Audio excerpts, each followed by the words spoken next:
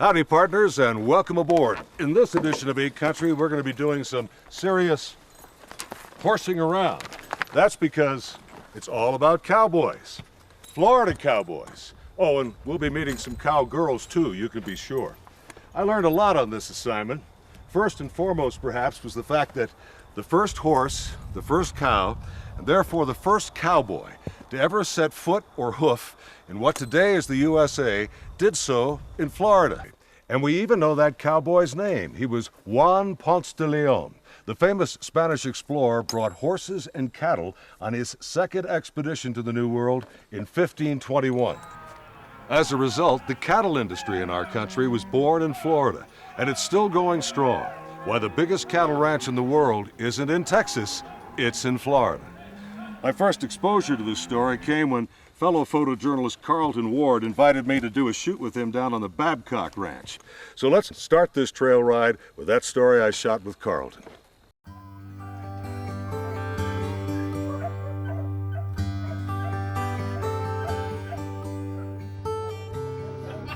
It isn't first light, but for these men, it's the end of the night and time for an age-old commute with bridle and bit and a saddle to sit, and yes, a six-gun to shoot. You see, with Gator and Snake, their horses and dogs are at stake, full partners in the job to be done.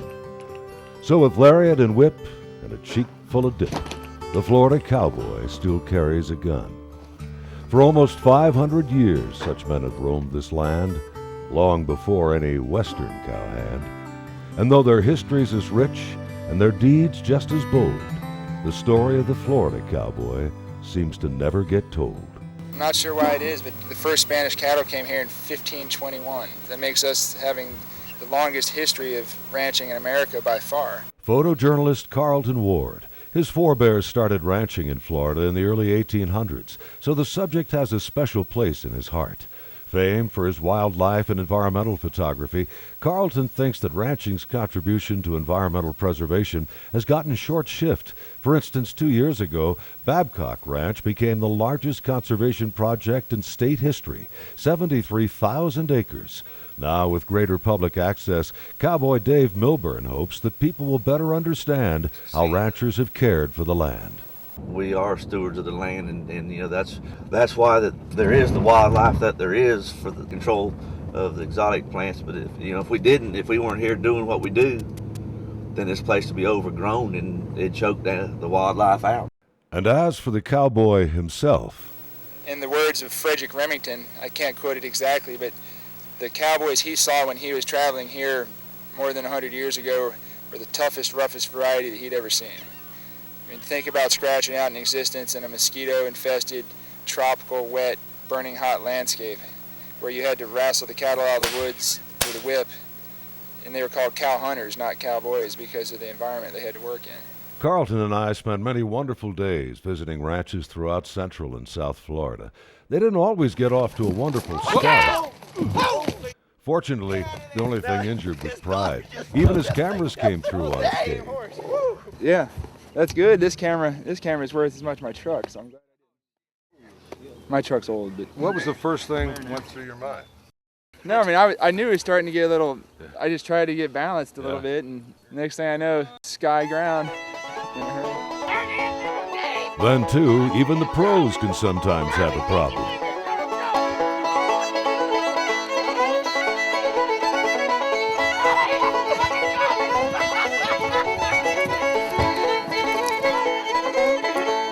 Well, Dave finally got the rambunctiousness worked out, and darned if Carlton didn't ride that horse for the rest of the day, taking pictures all the way. I did have a close call of my own on this adventure. I was just about to interview a young cowpoke when there was a commotion nearby. Seems a big bull had tried to butt in on another big bull's herd of cows. As a couple of cowboys raced off to intervene in the matter, I ran over to the area with my camera rolling. Well, the two cowboys, one a cowgirl actually, quickly discouraged the intruder of his amorous intentions, and so he left in a huff and decided to take out his frustration in my direction.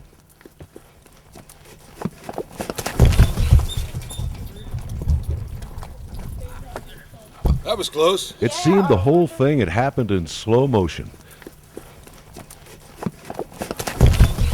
Fortunately, he just barely brushed me, no injury.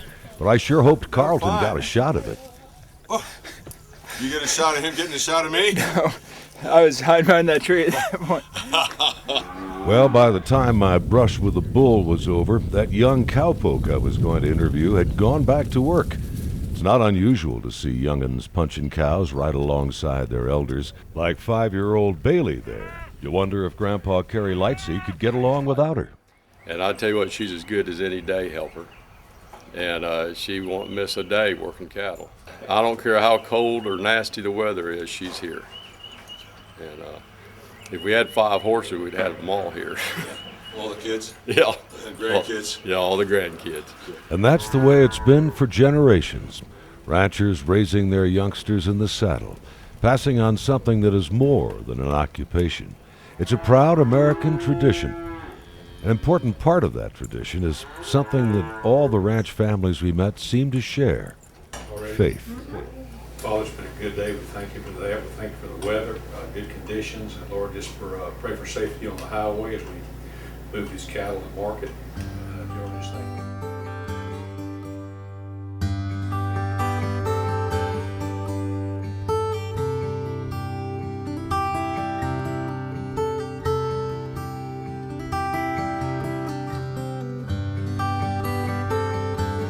Carlton and I have shot film all over the world, but I have him to thank for introducing me to this world. He's working on a new book about Florida's ranching history. I'd only done cursory coverage of our cattle industry in the past, and anchoring nights had never gotten up before dawn to do it. I never realized scenes such as this were unfolding just a few miles inland from my usual coastal beat.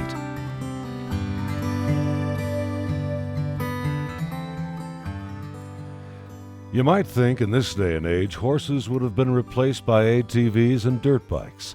Well, in some places they have to a degree, but nowhere entirely, and certainly not in Florida. A good cow horse knows what the rider wants him to do with hardly a touch of the reins. And can you imagine trying to cut a single cow out of the herd on a noisy machine that scares all of the animals? Duck Smith is a 7th-generation Florida cowman. That makes his grandson there the 9th generation. Duck doesn't envision a day when horses disappear from Florida cow country. There's some of the things like when you want to get the baby calves with their mother and cut them out to put them in certain pastures or certain groups of cattle, or maybe getting the babies paired up, what we call paired up, with their mothers, with their mamas, and then cut the dry cows out that don't have their babies yet. We do that on the horses still. And we just still enjoy it, but the cattle just handle better with a horse than they do out of a truck or off of a 4-wheeler. And let it not be said that the horses can't speak for themselves,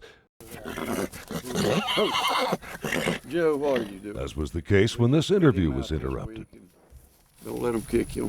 Whoa, Joe, whoa, whoa. If I'd have brought some feed, I could catch him. He's a beautiful animal, isn't he, Bob? I'll say. He's a beautiful animal. Now, he's got some running blood on the top side, and he's got working blood on the bottom side. This is something new for him. He's not used to being turned out. We usually do what we call hand breeding, but he's excited about being turned out with the mares.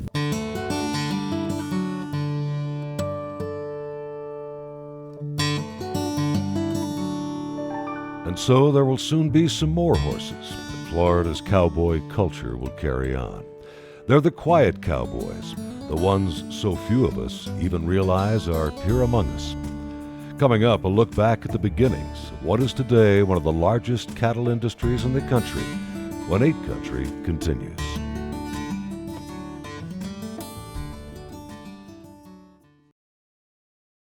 Our cowboy culture really began to take root in the early 1800s after the United States purchased Florida from Spain in 1821. The government then encouraged settlement of the territory, and the rugged homesteaders who took up the challenge came to be called crackers. Most historians believe it's because of the crack of the cow whips that they used. They didn't hit the cows with the whips, but they used them to guide them out of what then was mostly Florida jungle.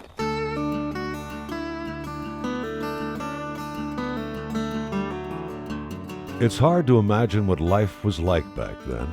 The settlers would first build rudimentary shelters such as an Indian cheeky hut and fencing for their livestock. For the most part, the cattle were already here, having escaped from or simply been left behind by the Spanish. They'd been breeding and multiplying in the wild for some 300 years. This little herd is to be found at the replica of an 1800s Florida cow camp in Lake Kissimmee State Park. Here, the history comes to life, literally, and often in the form of Mark Karushak, in reality a park ranger, but in his garb of a cracker cowboy.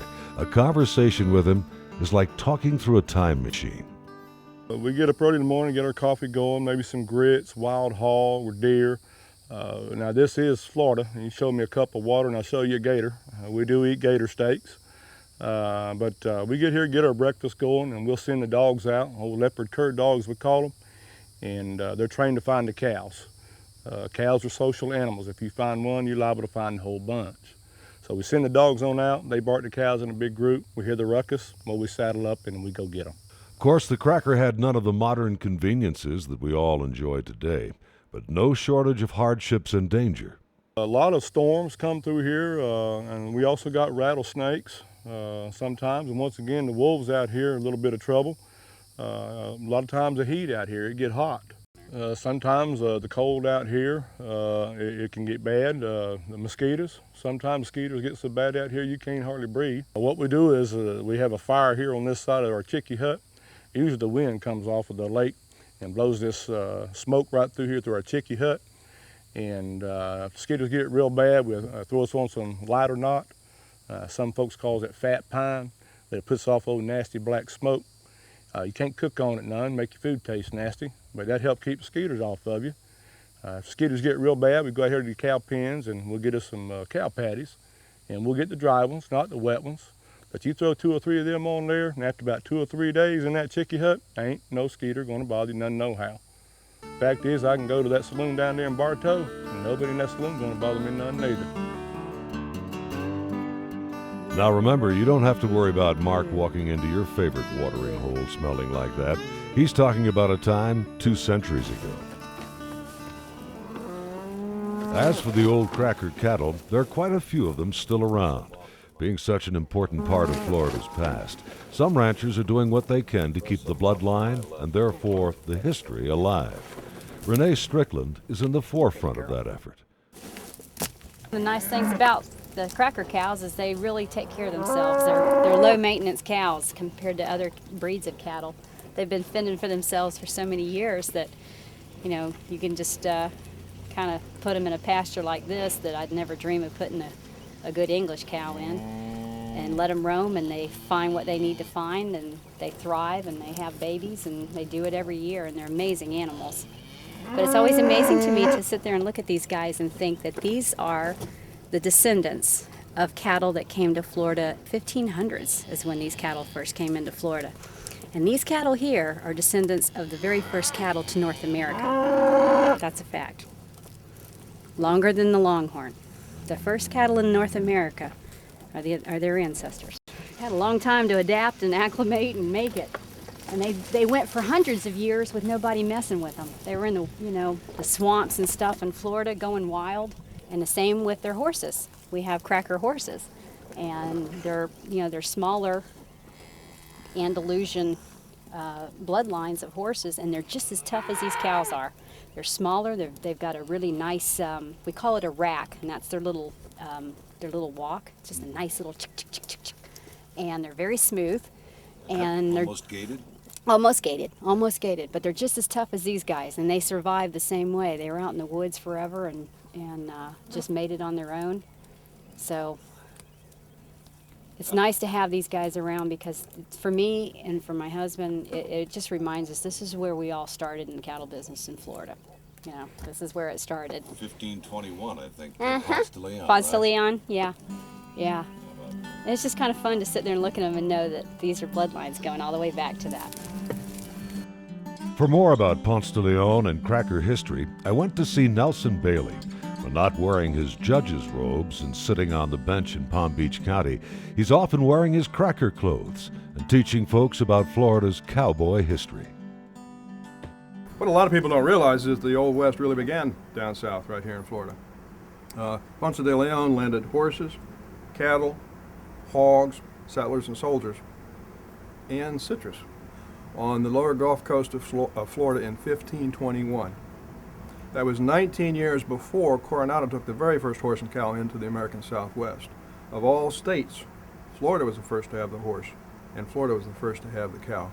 In that initial shipment, he brought 50 horses. Started to establish a town, but just in a matter of days. The Calusa Indians, who were on the southwest coast of Florida at that time, decided, this ain't such a good idea having these Spaniards here.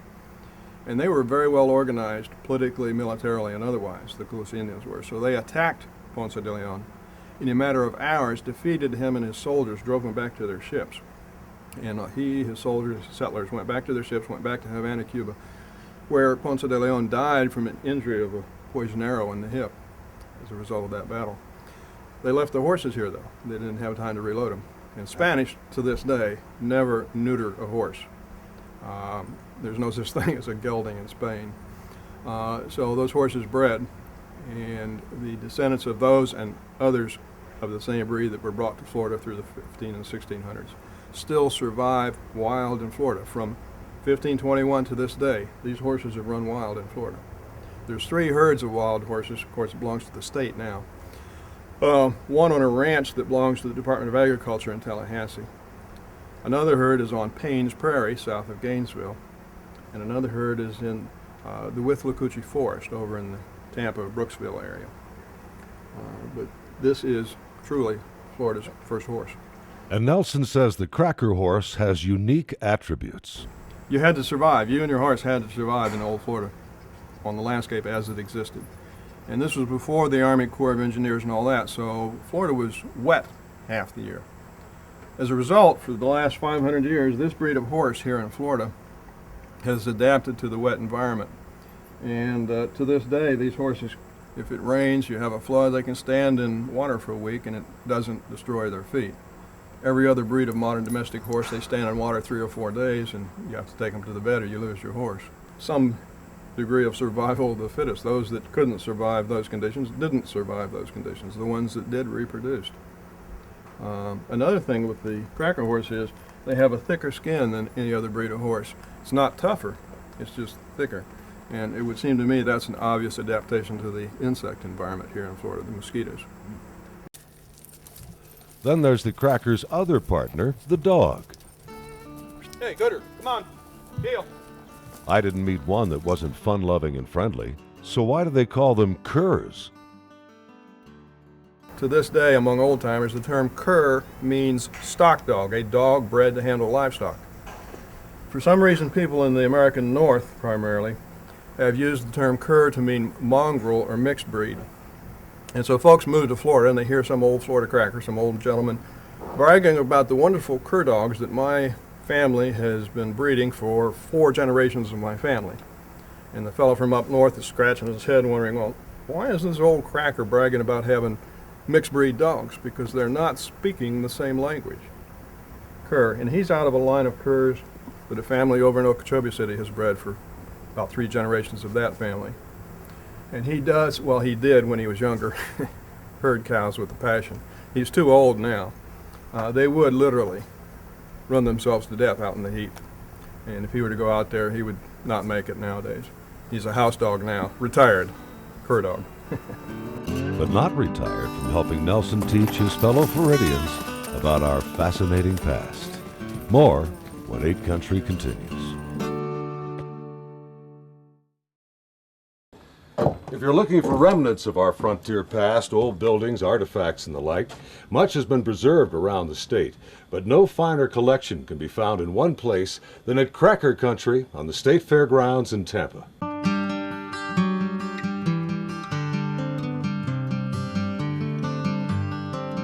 Here, historic buildings have been collected from around the state, creating an authentic cracker community. A school, church, some stores, a blacksmith shop, several homes, and even a railroad station.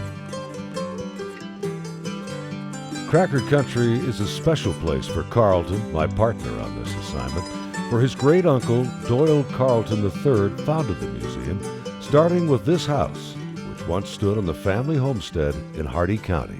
Doyle Carlton III, his dad was born in this house, his granddad built this house, and he started Cracker Country here in Tampa back in 1930. I wish he could be alive to see the book when I get it done, because he's been a champion of our pioneer heritage throughout his whole life, and this institution, Cracker Country, is part of that legacy. Carlton's interest in the subject may have been inspired by his family history, but his passion for it comes from his belief that preserving Florida's cowboy culture is synonymous with preserving our environment. I think it's essential for us to tell the story of the Florida Cowboy. It's one of the great untold stories that has tremendous implications for the future of this state. I want people to know that every day before dawn, all the way across Florida, people are coiling their whips and lariats and riding out to work their herds. The ranch lands in many ways are the most pivotal landscapes in the state. They're under siege by development, with 1,000 new residents moving here each day.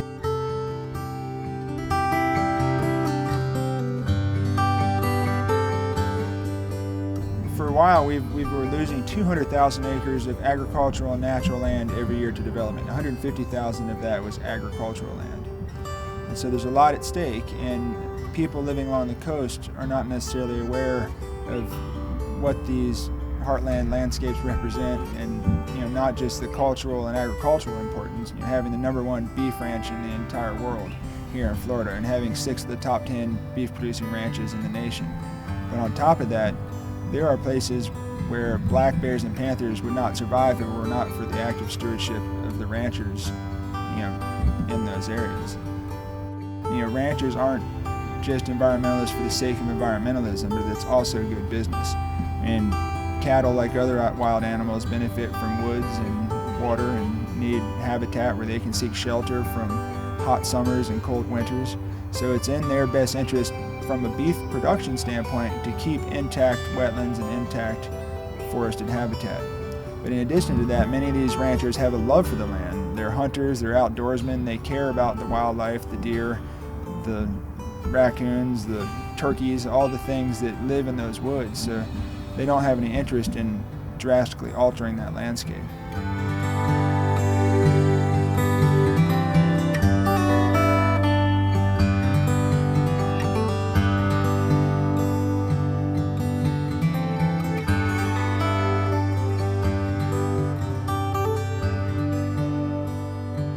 Carlton's opinion of ranching's contribution to environmental preservation is not his alone.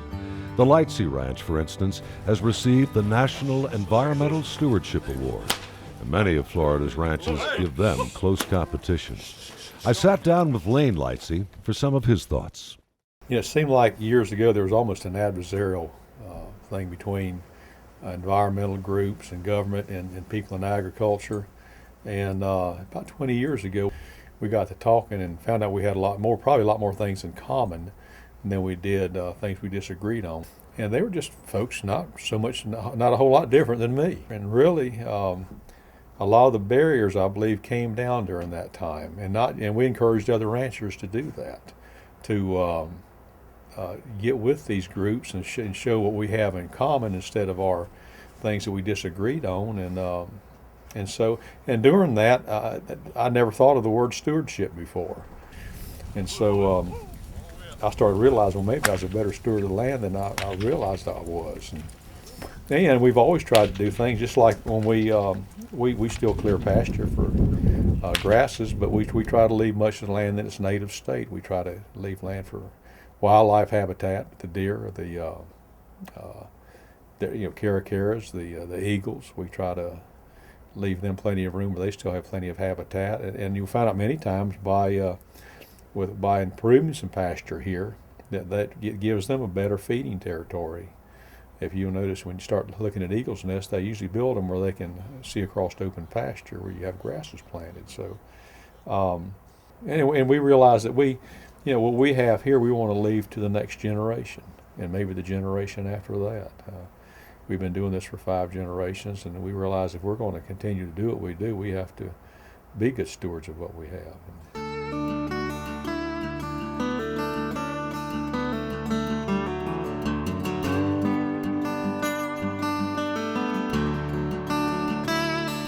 And there's no shortage of future generations to carry on Florida's ranching tradition. Youngsters of all kinds, all essential to the cattle industry. Coming up, more about the cows themselves as 8 Country continues.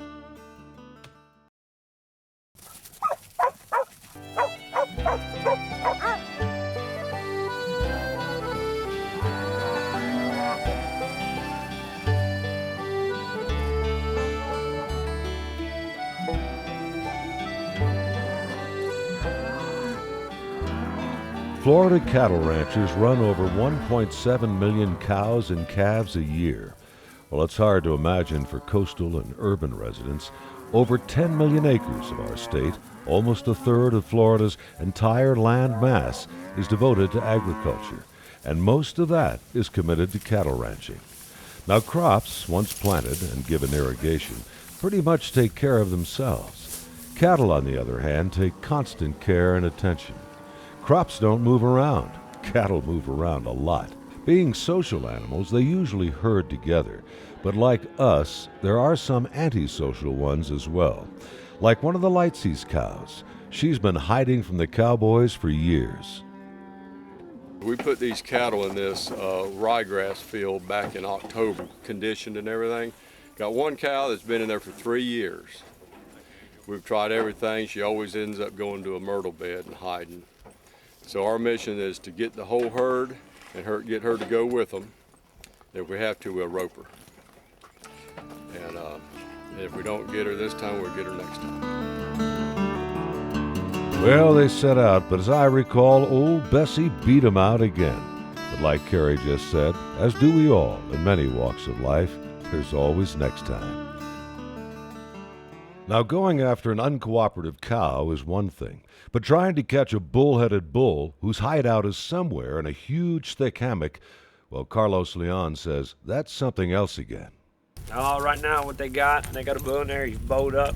They're trying to get him out, the dogs and stuff. So they're bringing more dogs now. It's too thick, and it's hard because, there's all them little cabbage trees and all, so he'll kind of scoop under him and all.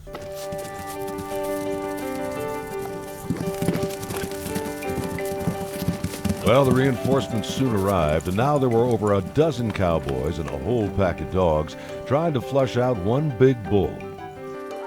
Half the team was back in the woods trying to drive the animal to those waiting on a road cut through the hammock. Carlton and I waited anxiously. Then suddenly,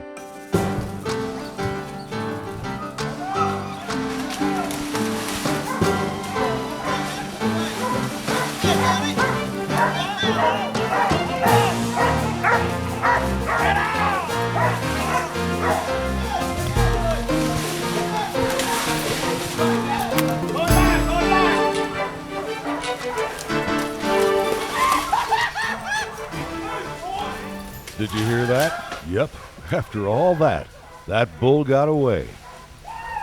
Not only with his freedom, but with Naughty Exposito's saddle. Let's see. What happened was the girth, where you tie the cinch, it was kind of broke, and it just finally gave out and broke. And the whole thing broke, both of the girth of the saddle. See, when I roped him, he went back like that. I was going to hold him. And then he turned around, the dogs got on him. And then at the same time, I turned the horse out. They just keep on going and broke everything. Now, a broken saddle does not equate to a broken will. Naughty went back on the hunt, and a few hours later, Mr. Bull-Headed was headed home.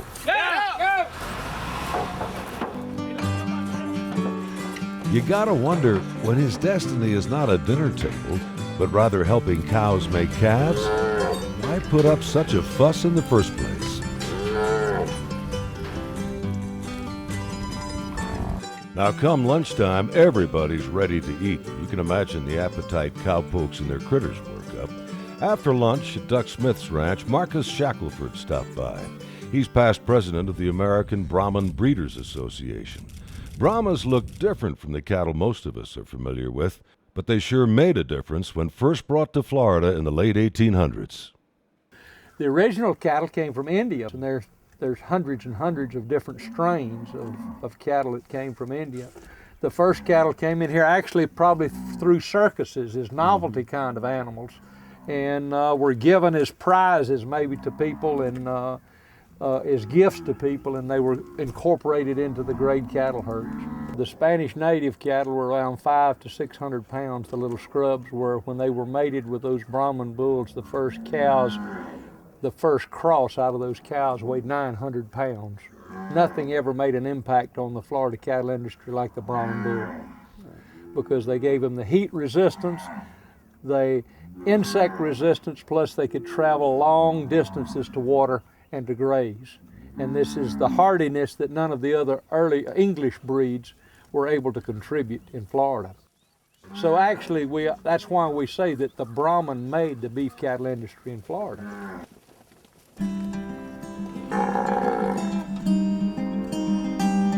Coming up, what is this Mama Brahma waiting for? When 8 Country continues.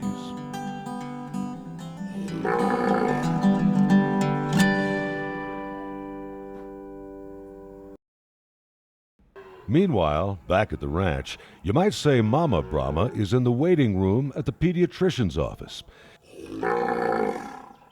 The babies are getting some preventive medicine. These contraptions are called squeeze chutes. They don't hurt the calves, just hold them in place. They say happy cows give more milk, while Florida ranchers like Doyle Carlton know that being healthy is part of being happy. We're putting the liquid wormer on their back that's for internal and external parasites. The shots are for the respiratory complex, basically what it is. We got the BVD, which is a bovine viral diarrhea. Also getting a Pastorella shot, which is basically the same as a pneumonia or flu shot. And all these vaccines do is introduce a mild challenge to their system, but it helps build up the immunity. They'll get those same 3 shots another time. Like a booster. Exactly, right. Exactly. To keep track of all their patients, so the cowboys know who's who, the calves get identity tags. Heifers, the girls, are tagged in the left ear. The bulls, the boys, in the right ear. And the cowboys are careful to do it in the right place so it hurts as little as possible. We try to put it in that spot right there because there's veins and cartilage in the ear here. Yeah, so you miss that. Right, miss all that. Doesn't hurt too much either.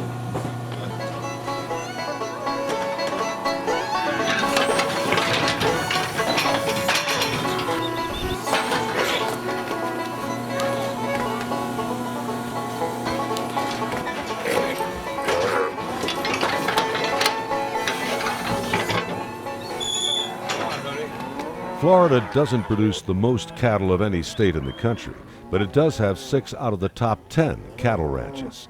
It also boasts the biggest cattle ranch in the world as far as production is concerned.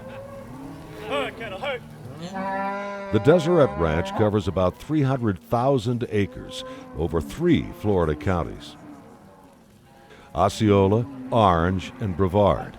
Here, some 80 cowboys run about 44,000 head a year. The ranch is divided into 14 units, that is, smaller ranches within the main ranch.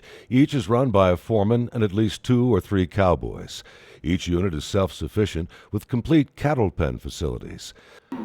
The cattle pens include some ingenious apparatus, like this multi-gated roundabout.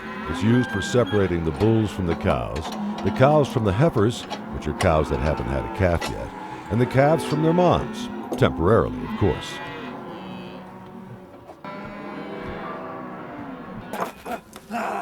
How do you know if all your hard work is paying off? Well, cattle are priced by their weight, so the cowboys keep track of how they're doing by weighing their work. Yeah, y'all definitely buy me a hamburger. Foreman Bo Anastasio and his team always have a friendly bet. We just weigh all the calves to get an average, so we'll know about what we're going to weigh at shipping time. We can project what we're going to weigh.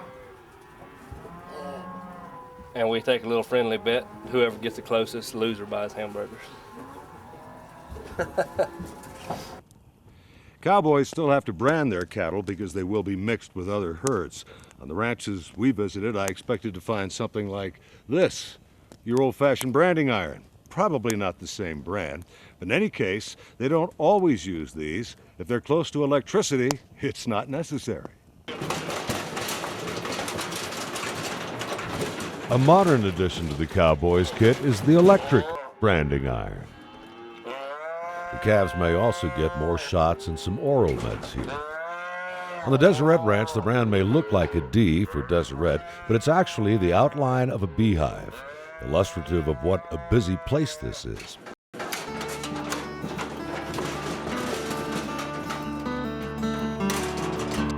One of the things that keep cowboys busy year-round throughout the entire state is trying to control the wild hog population. They're a major headache for ranchers, and as you may know, are becoming a real problem in urban areas as well. Once they were harvested for food, but over the past few decades, rancher Mark Roberts says their numbers have exploded. And I couldn't tell you how many hundreds of acres that they have burnt here at the ranch, just rooted up. And I can take you to some blocks. It's probably 50, 60 acres that they rooted the entire blocks. It's unreal. And where they root, grass very seldom does the grass grow back. Usually it gets taken over by dog fennels and weeds and stuff like that. Why do they root? They're just looking for food? Mm-hmm. They eat grubs, worms, and bugs and stuff like that. And then they'll eat, like in ponds and stuff where you see them rooting, they'll eat the bulbs and stuff off of some of the lilies and stuff like that. They eat just about anything. They eat your cattle food? They'll eat that cattle food. They love that. The feeders that we have, the bulk feeders, hold about 6 tons. And before the hogs found it, 6 tons would last me about 6 weeks. And when the hogs found it, it started to where, and then when they really started coming to it, it'd last about maybe 3 to 4 weeks. I had a biologist tell me that works with the mines that you would have to kill 80% of your hog population every year just to keep them under control. 80%. And so they do what they can, including trying to find markets for the hogs. Mark says they taste good. He's been talking to some customers in Asia who could once again make wild hogs an asset to the state instead of an annoying financial drain. Coming up, where the buffalo once roamed, when 8 Country continues.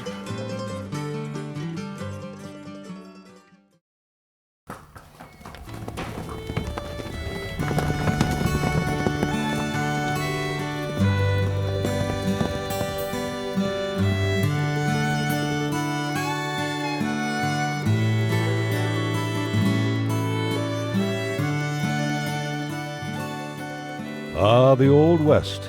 Yep, Florida is the West where America's cowboy culture began. That is, west of Spain, from which our country's first cattle and horses and citrus came. And when the Spanish arrived, they found a familiar icon of the West roaming the state.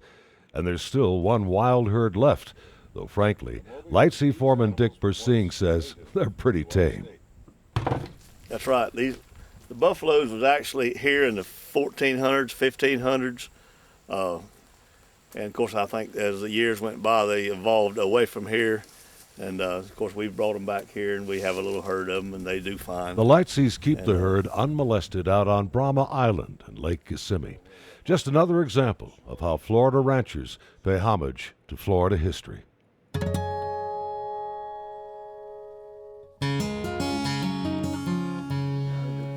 Today, continuing that history is the Florida rancher's biggest challenge. As always, any form of agriculture is hard and potentially dangerous work. The whims of nature can make you or break you. But recent generations have had to contend with a man-made problem that can prohibit future generations from carrying on the family tradition. It's called the death tax. Half or more of the value of a ranch, farm, or any business for that matter, can be taxed by government upon the death of the owner. As a result, few family businesses in our country survive more than 3 generations. And we're going to go to every length possible to see that that doesn't happen. It's still a tremendous challenge, as you well know, but we are continually working on that part of our business and that part of our family business and figuring out ways to be able to keep the ranching operation in the family without having to sell off parts of it to pay the taxes. Not sell off any more, that is. Doyle Carlton's family has been farming and ranching in Florida since the mid-1800s. They're only in business today because they have had the land to sell or trade for taxes as their forebears passed away. And what becomes of that land they've had to sell? And truthfully, a lot of that land has gone into development to some degree or another. So it's not that that is something foreign to us. It's really what sustained us economically over the years. But there are certain areas that we feel like are sacred. And this would definitely fall in that category. And we will, hopefully and prayerfully, we'll be able to figure out a way to keep it in the family for generations to come.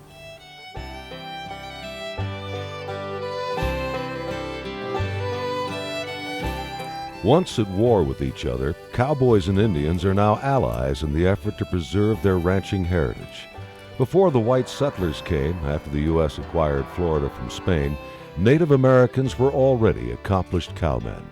On the Seminoles' Brighton Ranch, Assistant Natural Resource Director Alex Johns reminds us, You know, we're the Seminole Tribe's casino, big casino business, but we was cows before casinos.